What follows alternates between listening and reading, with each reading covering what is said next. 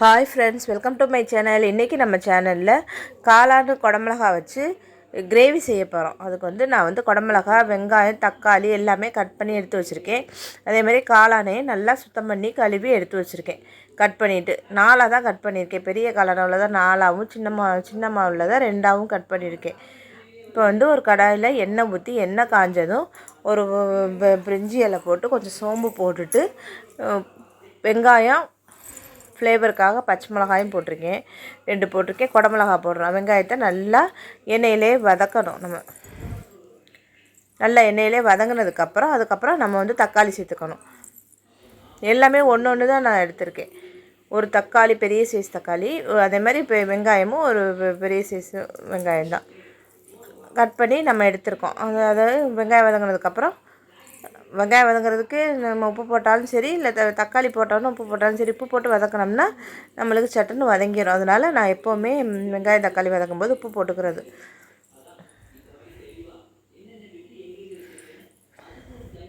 நல்லா வதங்கினதுக்கப்புறம் நம்ம இந்த குடமிளகாயும் கட் பண்ணி எடுத்து வச்சுருக்கேன், தக்காளியும் கட் பண்ணி எடுத்து வச்சுருக்கேன். தக்காளியை ஃபஸ்ட்டு சேர்த்துட்டு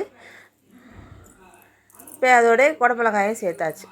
எல்லாமே சேர்ந்து அந்த நல்லா வதங்கி வரட்டும். நல்லா வதங்கி வந்ததுக்கப்புறம், ஏன்னா நம்ம காளான் ரொம்ப நேரம் வேகணும்னு கிடையாது. காளான் போட்ட உடனே டக்குன்னு வெந்துடும். அதனால் ரொம்ப நேரம் வேக வைக்கணும்னு கிடையாது.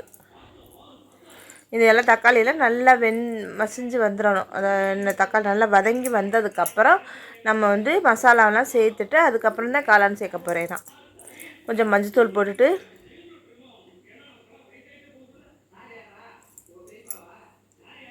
மஞ்சத்தூளுக்கு அப்புறம் கொஞ்சம் மிளகாத்தூள் நான் 1 ஸ்பூன் அளவு போட்டிருக்கேன்.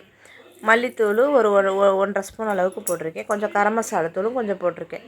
போட்டு அந்த எண்ணெயிலே ஒரு மிக்ஸ் பண்ணிவிட்டு அதுக்கப்புறம் தேவையான அளவு கொஞ்சமாக தண்ணி ஊற்றி தண்ணி கொதித்து நல்லா எண்ணெய் பிரிஞ்சு வந்தவட்டி போடலாம், இல்லை உடனே கூட நம்ம போட்டுக்கலாம்.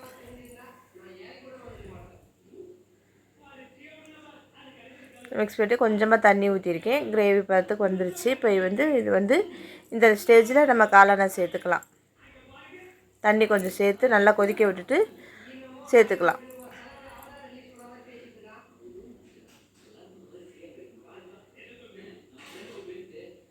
நல்லா மிக்ஸ் பண்ணிவிட்டு நல்லா கொதித்ததுக்கப்புறம் நம்ம இந்த காளானை சேர்த்துக்கலாம். ஒரு கொதித்து வந்துருச்சு. இப்போ நம்ம காளானை இதில் சேர்த்துக்க போகிறோம். நல்லா சுத்தம் பண்ணி கழுவி எடுத்து வச்சுருக்கேன். அதை நம்ம அதில் சேர்த்துட்டு நம்ம தண்ணி ரொம்ப ஊற்றக்கூடாது. ஏன்னா இது 10-20 நிமிஷத்துலேயே நம்மளுக்கு காளான் டக்குன்னு வெந்துடும். அதனால் நம்ம கொஞ்சமாக தண்ணி ஊற்றினாலே போதும். அந்த தண்ணி வற்றி வர காளான் கிரேவி ரெடி ஆகிடும்.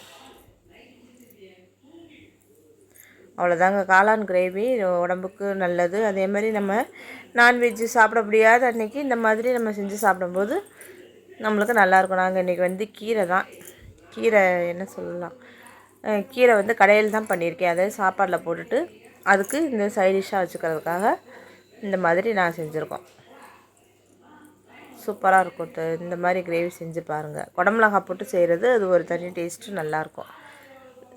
இதே என்னோடய மெத்தடில் நான் செஞ்சுருக்கேன். இதே மெத்தடில் நீங்களும் செஞ்சு பார்த்துட்டு, அதுவே தண்ணி விடுது காளானே நம்மளுக்கு.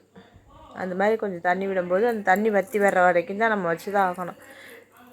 இது நம்ம ஒரு சப்பாத்தி, இட்லி, தோசைக்குனா இந்த மாதிரி கொஞ்சம் தண்ணியை கூட நம்ம எடுத்துக்கலாம். நான் அன்றைக்கி சாதத்துக்கு தண்ணி தொட்டுக்க எடுத்துக்க போகிறேன் சைடிஷ்ஷாக. அதனால் இன்னும் கொஞ்சம் தண்ணி வற்றுற உடனே தான் நான் இறக்கிக்க போகிறேன். இந்த ஸ்டேஜில் உப்பெல்லாம் கரெக்டாக இருக்கான்னு பார்த்துக்கணும். அதே மாதிரி காரம் கம்மியாக இருந்ததுன்னா இறக்கும்போது கொஞ்சம் பெப்பர் தூவி இறக்கலாம். இப்போவே நம்ம கொஞ்சம் பெப்பர் கண்டிப்பாக போடணும். ஒரு 1/2 ஸ்பூன் போடணும்.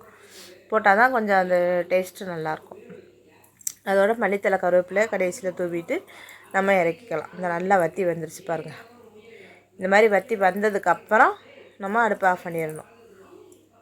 மல்லித்தலை தூவிட்டு அவ்வளோதாங்க. சூப்பரான காளான் கிரேவி ரெடி ஆகிடுச்சு. இது நம்ம சாம்பார் சாதத்துக்கோ ரசம் வச்சு கூட நம்ம இதுக்கு சைடிஷ் மோர்